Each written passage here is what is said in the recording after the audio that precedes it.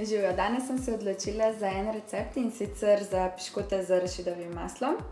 Potrebujemo zelo malo sestavin, in sicer 25 gramov mandljeve moke, 60 ml mandljevega mleka, potem 2 žlici arašidovega masla, pol merice vaniljevih proteinov in po želji lahko dodamo temno čokolado, da bo malo bolj vse skupaj čokoladno.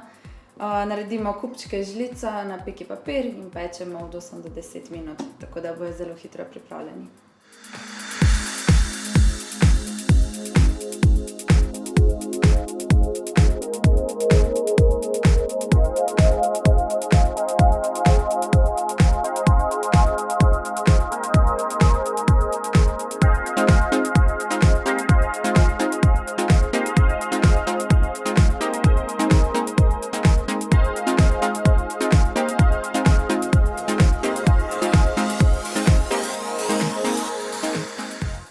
Pečico sem ogrela na 180 stopinj, pekli se bojo pa od 8 do 10 minut.